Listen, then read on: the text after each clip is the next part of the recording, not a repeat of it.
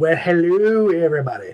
I am back yet again. And yes, you can tell I have masterfully tricked you because I have recorded several of these segments all at once. So I'm wearing the same clothes as the last couple weeks. Why? Is it because I have bad hygiene? It might be. It might be that for the very fact that I just don't wash clothes and I only have one shirt to wear now. I don't know. Or it could just be the truth that I've recorded everything ahead of time, so I have some time to, really put some effort into getting things taken care of. So I spent a few days getting reviews ready to go, lined up, set up, and ready to shoot. And now I am recording. So I'm kind of doing this in a block. Every couple hours I'm coming in and recording, and I'm going to get a couple weeks worth of this material done and ahead.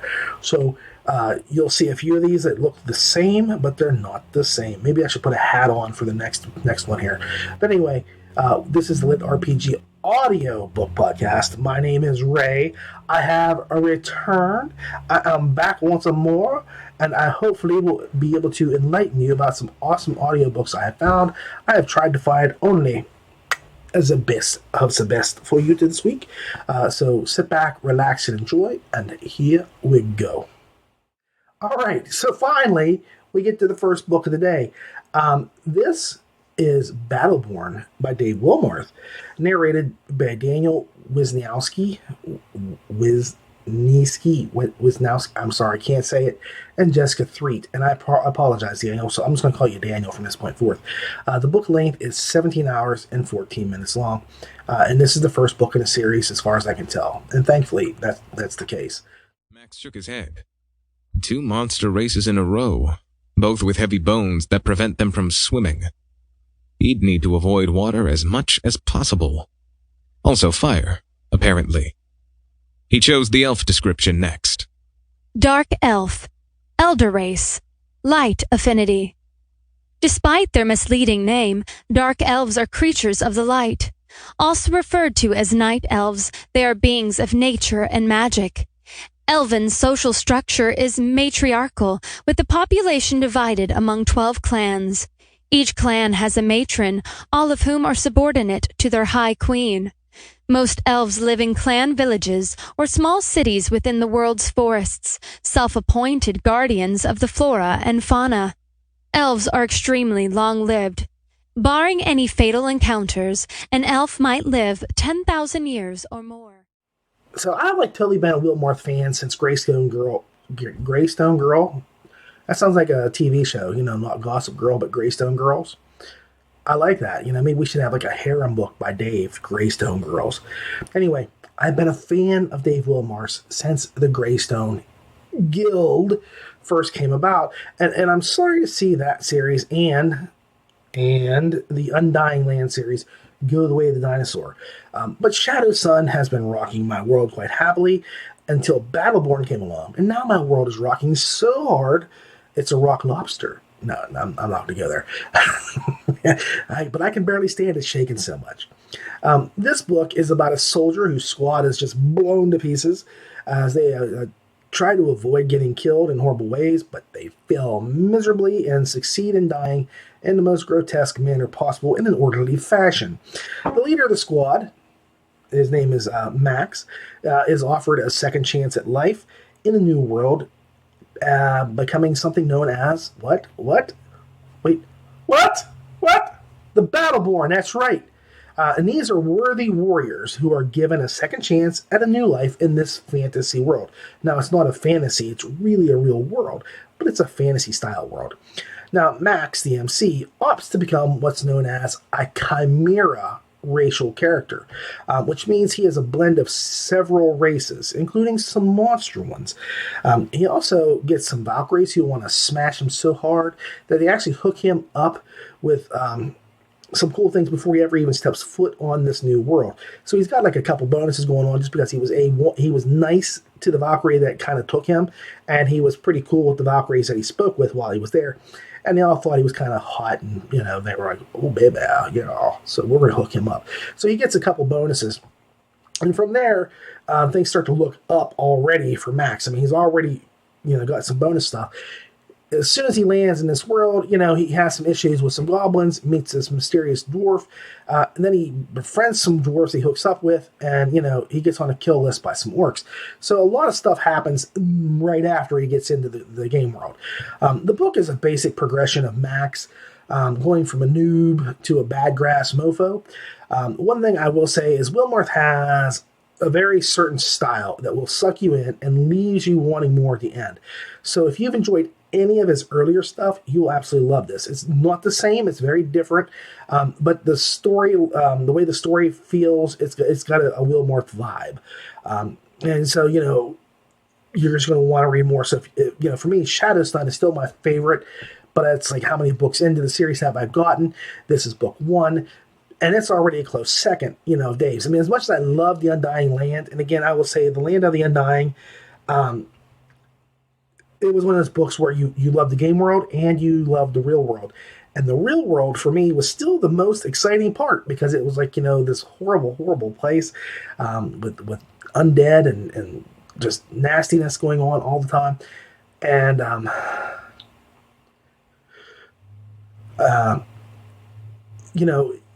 it was just like my kind of place.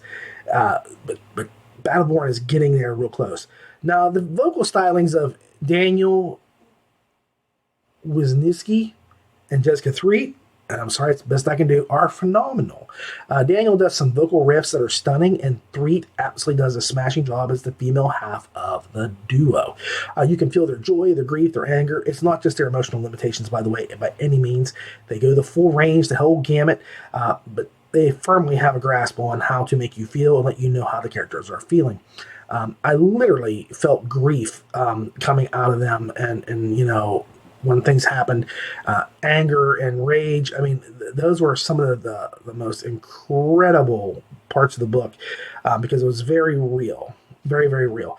Now, there is a couple things I think, like, that I just didn't see realistically being okay. There's a scene where Max kind of, what's that called when you steal something from somebody underneath their nose? Ninja looting, or ninjing, or looting the ninja. He ninjas something away. And everybody is like, well, yeah, that's pretty cool. I get it. But I don't know if everybody would be okay with that. But it's all right. It's okay, because it's basically setting it up, and it feels to me a lot like the same way that the MC in Shadowsun, kind of like, he runs this whole thing, this whole almost a country at this point, the way it's getting to be, and he still runs around and does stuff, even though he's kind of like in command of this one world, section. And I think that's going to be like what's going to happen with Max. So it's a good book. I really just, that was like the only thing I thought didn't really work for me so much. But what do I know? I'm not the writer, and if that's where he's going with it, great. Like I said, I trust Dave.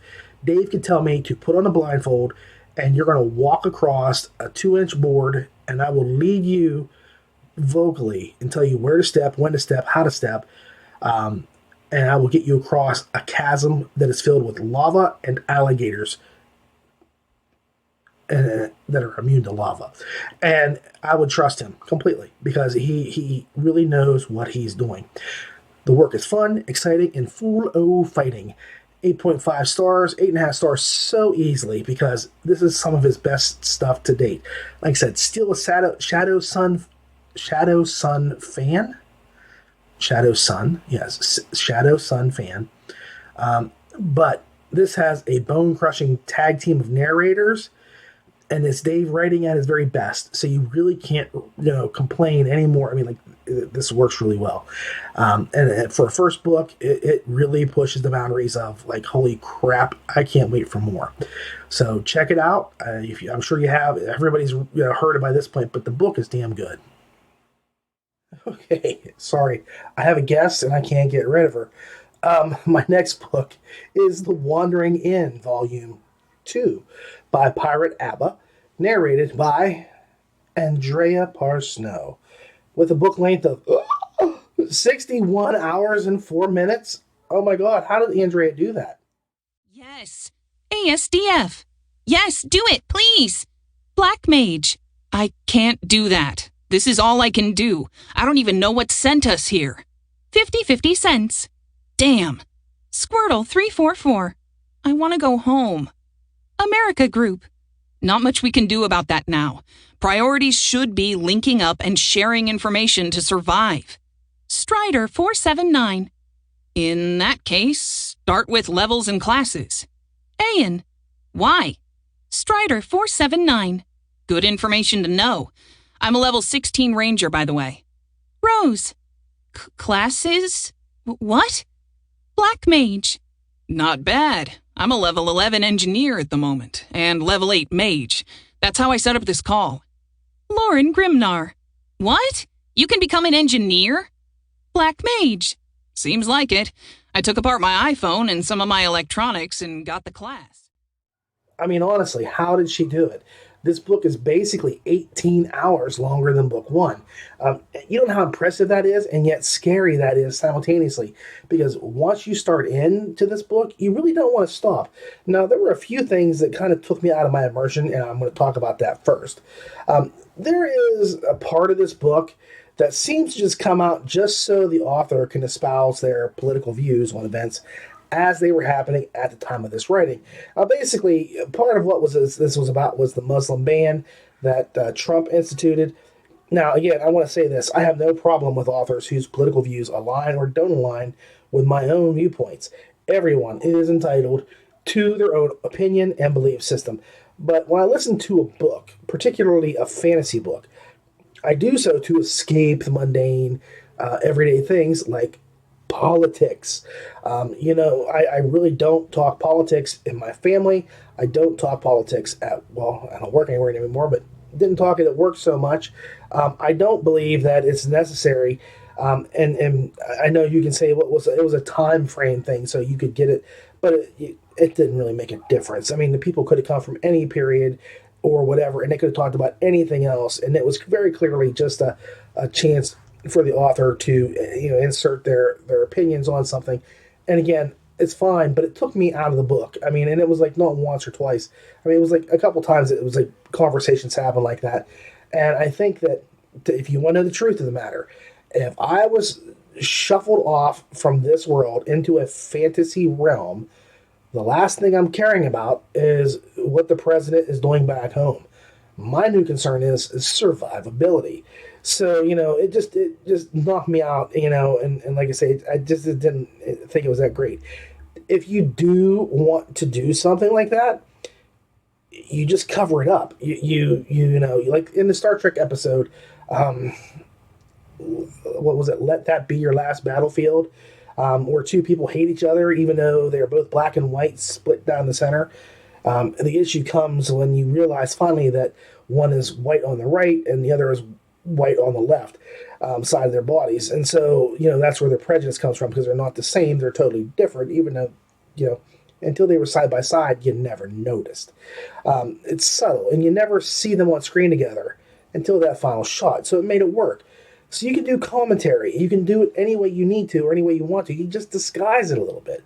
So that's my big thing about the book. I know it's just something I didn't see coming, and I had to ask why was it so important, because it just took me out of the book for a bit.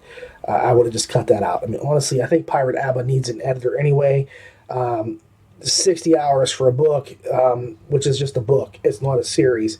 One book, that's a lot. Okay, thank you, Kitty. Get down.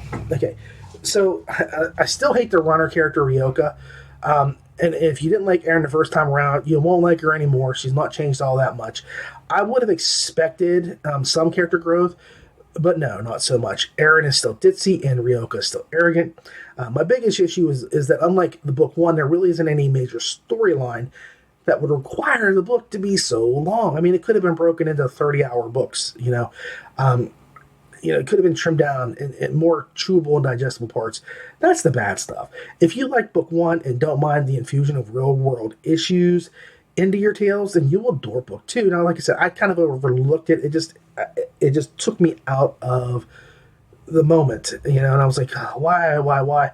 And again, Ryoka, she always makes me just when she talks. I really don't like Ryoka at all. And there were a couple of things that happened, like time-wise things happening that were weird. But, overall, the book is really good. It's got a lot going for it. But even I got winded towards the end, and I listened to stuff nonstop. And I didn't take a break, but I listened for a few hours a day.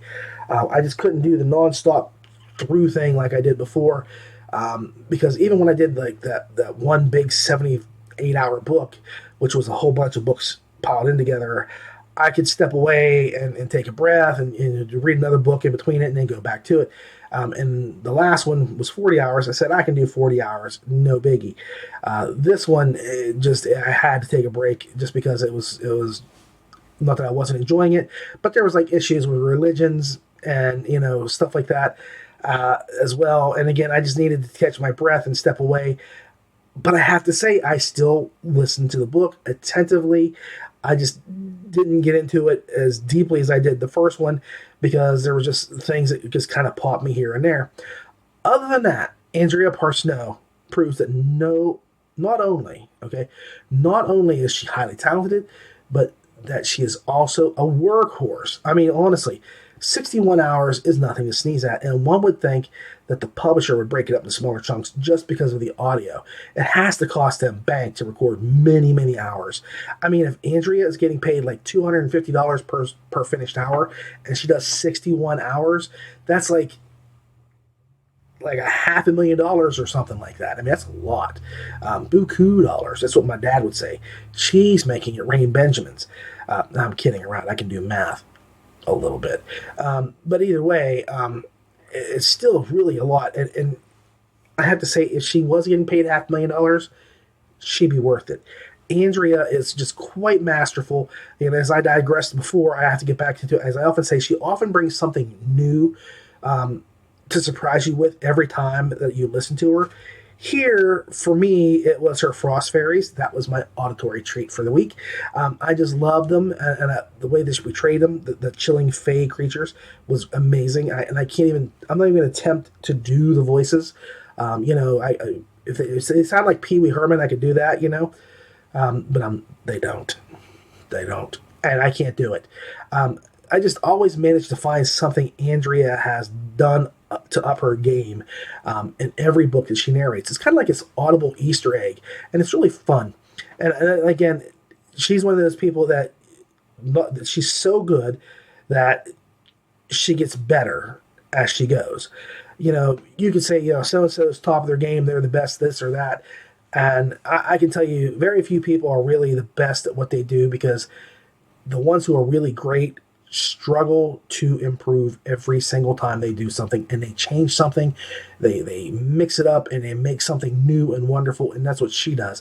It's kind of like ordering a hamburger and getting a steak with her, and then getting a hamburger too. That's how good that she is. I mean, you're like, okay, I just want to get like a hamburger. They bring a steak and a hamburger, and you're like, oh my gosh, this is fantastic. She's top tier, and deserves every kind of award she can for carrying this series. So just, I have to give props, because Andrea never fails to amaze me. Final thoughts. Book 2 shows Pirate Abba maturing as an author, and it is one compelling tale. But some things were repetitive, and the timeline of things happened to seem like way, way out of whack. Like something would happen here, and then it would be repeated here, but it took like 6 weeks to get to this point, is the way it would feel. And the lack of growth, that was like my biggest thing. As enjoyable as the characters were, as enjoyable as the story is, the lack of growth, like there's no change. Like Erin is still ditzy, and she's mean. I mean, like there's a skeleton that walks around and does a lot of stuff for her, and she was mean to it the whole time in this book, and it was really weird, because I love that Skelly. And just, I just wish they'd grow up a little bit. Ryoka and Erin. And Erin needs to reevaluate her treatment for her Skelly buddy. Mm-hmm. Okay. Overall, I have to score this as an 8-star book. For me, the book kind of coasted. It just said, well, we hit a really good patch, and now we're going to go right along with it. We're not going to do anything to change things, because there's no shakeups, really.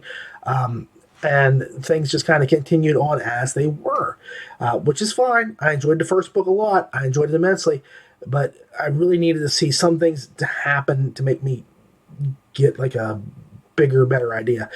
So for overarching plot line to necessitate 60 hours plus, and several internal issues, they all kind of stalled out. The momentum the book had kind of carried over from book one, even though it was coasting, it's kind of stalling. And I get this seems to be a sort of roughly outlines ongoing tale on real road. Like, Pirate Abba is just putting together the story, but it could have been kept to a more respectable number of hours, like even if it was just 40, and worked just the same. I would have said 30 hours per book, and would have been just as good, because there really is not, like in book one, I could see where it ended with it, where it did, because at 40 hours, that's where the main story kind of completed itself, and then opened up for the next set of stuff to happen. For me, the high point of this book is Andrea Parsnow, the narration, then it was the writing this time. And that says something powerful about both Andrea and Pirate Abba, because, Abba is good, but man, Parsnow, just amazing. Hopefully book 3 will be a return to form. It should be a little bit shorter. I mean, honestly, I don't know what Andrea is getting paid, but she needs to just say, like, doing 60 hours of this is way too much. Break it up a little bit and go back, because, you're going to get sales, but you get more sales if you shunt the 60 hours into 30 and make 2 books out of than one, because you're still getting a 30-hour freaking book. Okay, anyway, that's it for this one. I hope you enjoy it. Like I said, I would pick it up. I did. I listened to it and I liked it, but I just wanted to point out the things that I think, because as much as I enjoyed the book, I thought there were more flaws through here this time than the first. And I think it's because the first book was setting things up. I had expectations. Now I'm at a point where I say, okay, this is where it should do something, and it didn't do anything at all in that respect.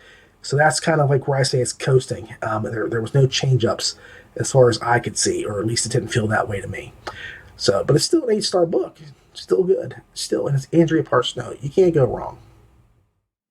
So next up is The One-Armed Warlock, Book 1, by Durrell White, narrated by B.J. Whempy.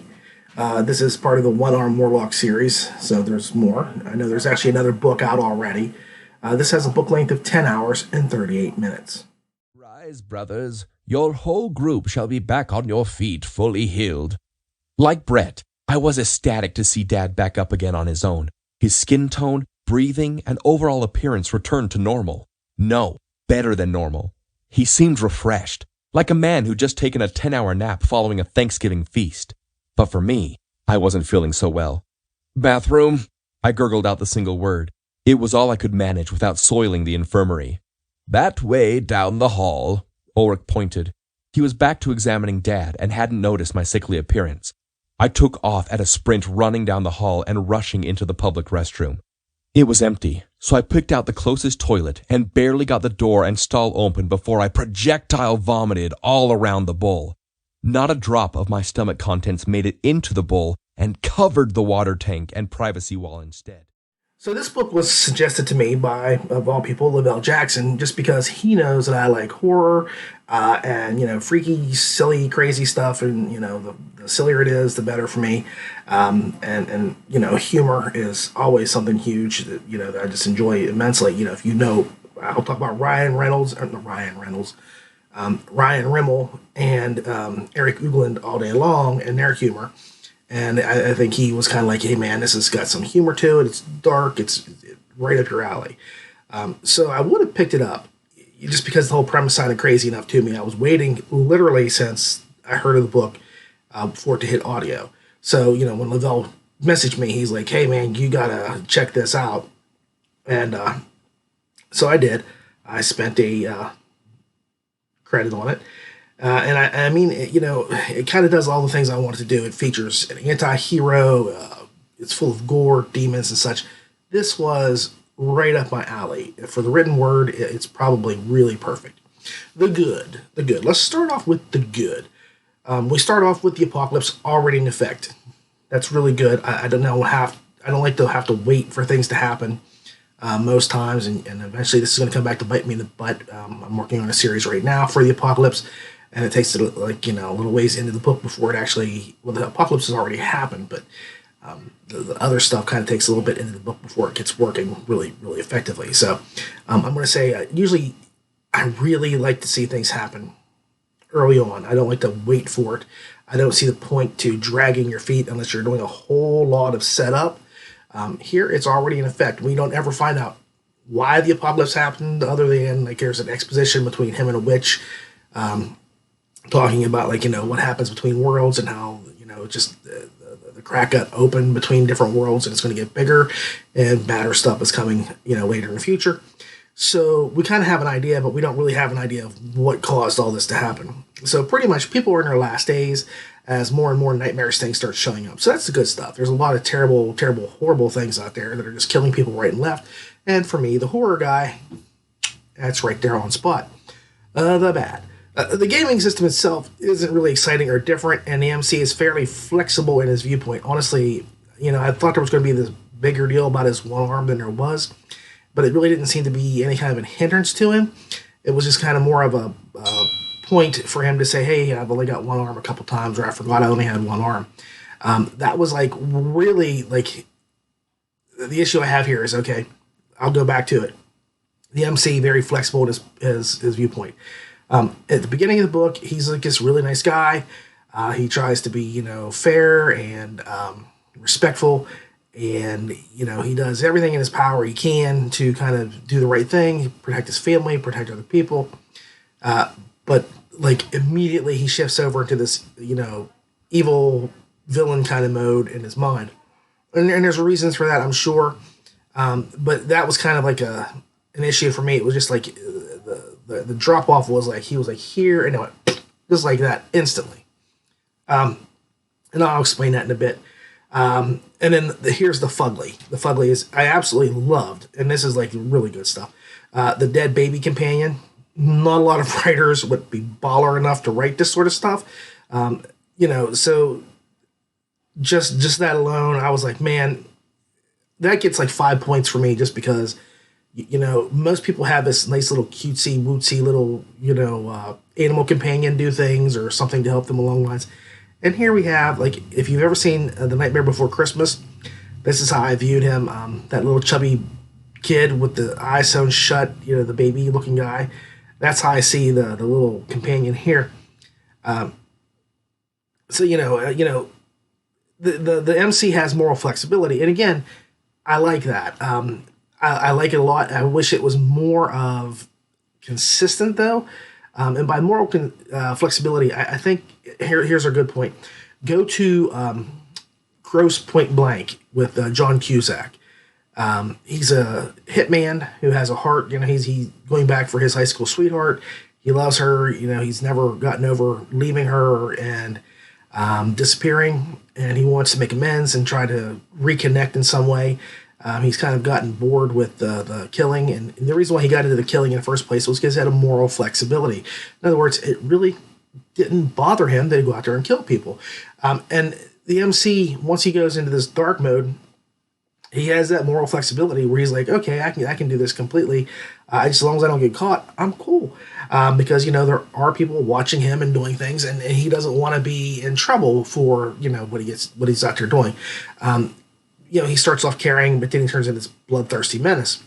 I really attribute this to the fact, and this is where I said I would come back to it, that he was the thrall of a demon, and that his mind is being subtly controlled ever so gently, even if he never realizes that. And to me, that was like my big, this is the bad part of the fugly now. The issue I have with it was that the MC has no agency whatsoever. The Warlock, he does everything he can to please his master. And, will the master like this? And should I do this, the master will be happy. And, by doing this, I will free the master from his realm. Most of the book is just like that, where, he's just so obsequious and so kowtowing to this otherworldly demon. That you just kind of go, well, really the book's about the demon, and that one for me was not fun. I wanted to see him, have a little bit more agency in doing things, and whatever happens after a certain point, I'm not going to say anything, but that was like really hard because it was just kind of like, is this really him or is he manipulated? Is his viewpoint altered because of his connection to the demon? Would he revert back to, if he severed ties, revert back to being, the regular guy that he was? It's hard to say. And overall, the humor for me was weaker than I would have preferred. Okay, now I know, I've said this earlier. I'm really spoiled by Rimmel and Uglin, and my bar is set pretty high. Honestly, Wimpy, I think, might be the reason to blame for that. The humor is all about timing, pattern, inflection, and I'm not sure he pulled it off as well as somebody else might have. As hard as it is for me to say it, like Neil Helliger's, you listen to his voice, you wouldn't think he would get humor. You don't think he'd be a good joke teller. But Neil Helliger's he's great doing, the humor that Uglin presents. And the same with McLean and Rimmel's stuff.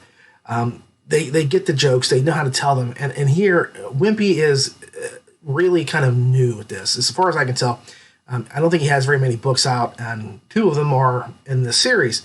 I think that he kind of needs to find his footing as a narrator first, and then he would be able to go back and do the jokes. His narration itself isn't bad. He does a good job otherwise. But I just don't think he has where the snark needs to be. He's not snarky enough. Just certain things like for that. So that to me, the humor probably didn't translate as well if I had read it as I did if I had to hear it. And so, for me, it was really kind of a disappointment because I know there were parts and I was like, would I have laughed at that if I had read this? I had to go back. Literally as I'm sitting here listening to the story, I'm stopping and thinking, was that funny? Would I have laughed at this? And you're not supposed to do that. You're either supposed to laugh or you're supposed to be like, yeah, that wasn't funny, move on. And I had to say, was he really not getting the nuances down? And that's why I skipped, missed some of the humor. I mean, I saw where he was going with it. I did. I could see where the writer was headed with that joke and what the joke's impact should have been. And I just felt like it was kind of, it wasn't a balloon that popped. It was one that just kind of had a slow leak. So instead of it being like, this really great joke going, ow, it was kind of like, and that was it. So I was a little let down with that. I just don't think that Wimpy has found his groove, so to speak. Stella got her groove back. Maybe he will his. I don't know. My overall score is 7 stars. The story has some good parts, and Lord knows I love anti-heroes, just because I love menaces. The pacing was slower than I would have preferred, and the biggest issue is the complete lack of agency, I will repeat it, that the MC has. He's just a mind-bound companion who does whatever he's told, and he's told to do something. He never really complains or questions unless the commandments are going to get him killed. And he go, well, I know you want me to kill all these priests, but if I do that right now, if I kill this one, then all those other guys over there are going to come over and kill me. So I don't think it's a good idea for me to do that right this second. I can always come back and, that's it. But I would have preferred Benjamin Dark to have been a complainer and a smart mouth to his evil overlord. I think that if he at least had some sort of a backbone, and I will use the word again, instead of being so obsequious, because that's exactly what he is, I might have had a little bit more respect for him. But again, like I say, he kind of lost me, with okay, whatever you say, master, the eagerness to please. And again, I could attribute that to mental control, mind control, alteration of his spirit, his soul, whatever you want to call it, by the demon, but it just didn't make for greatness. I wanted to see many revolts until he figured out how to get his freedom. Like, he should have been scamming and plotting to get free from the demon while retaining his power in some capacity from the get-go. That would have been much better to me. So I'm considering getting book 2, but I really need to think on it more. I mean, I have very limited funds right now, and spending credits on books that I just didn't blow me out of the water, I just can't do it anymore. And so, I really got to ponder this one. It's a 7-star book. 7 stars aren't bad by any stretch, but my socks firmly stayed on my feet as I read it, they weren't knocked off, they weren't blown off. And that's a testament and a test unto itself as to what I really think of the book, So, if he said, hey, do you want to read this or listen to it? I'd say, yeah, I would listen to it and give another review. But I just can't spend a credit right now on something I just didn't get wowed over. And again, I'm sure the writing is probably way better. And I also want to say this. Wimpy does a good job. He's got a great voice, and he tells the story fine. It flows. I didn't feel like choppy or segmented or anything like that what I have with some books recently. He's a good narrator. I think given time, he will be a hell of a narrator. But right now, he's kind of still in his infancy. He's getting his footing. And so, he's kind of tripping over some things that, other people would just land on perfectly fine. And that's the humor. I think he really needs to go back and either have the writer say, how would you say this? And then just repeat it the way they would word it. Or, just what's the joke here? What's the gist of this joke? And go back. Because I think for me, that's where I kind of got let down was I wanted more humor. And I wasn't laughing out loud or snickering or anything like that like I do with other humor-infused books. So, and I put that one on Wimpy because, like I said, it's hard for me to say I didn't read it, but I thought several times had I read it off the page and worded it the way I would have thought it would have been said, I probably would have been a lot happier with it, but it would have been a lot funnier. So it's a 7-star book. It's not bad. It's actually, decent, but I just think that the humor and the weak MC took away from what could have been something really, really great. So, sorry, 7 stars, and like I said, it's up to you. You kind of have to make that choice. I think that if you like dark humor, evil characters, with an MC that just is completely irredeemable, you'll probably enjoy this. So check it out. I can't really say much more about it other than, that's just what the book is, 7 stars. Well, everyone, once again, the time has come to say goodbye. And so I would like to say thank you for watching. I very, very much appreciate you taking the time to watch or listen. And if you want to support us, you can always like the LitRPG Podcast Facebook page or YouTube page. Just share and like the video. That's all we ask. We don't ask for much. I sincerely hope that you've enjoyed the show. Please leave comments or suggestions in the comment section below. And feel free to tell me whatever you like. I do enjoy the feedback. As always, you can follow us on Facebook, Twitter, YouTube, iTunes, Google Play, and Stitcher. And I do want to remind you, I do have a book out called The Nightmare Game System, NGS. It's a horror lit RPG. If you think that's something you'd be interested in, please pick it up. Remember to please always leave a review for any book you've listened to or read. Authors depend on the reviews. Trust me, they need reviews. For the LitRPG Audiobook Podcast, I'm Ray. Please keep listening.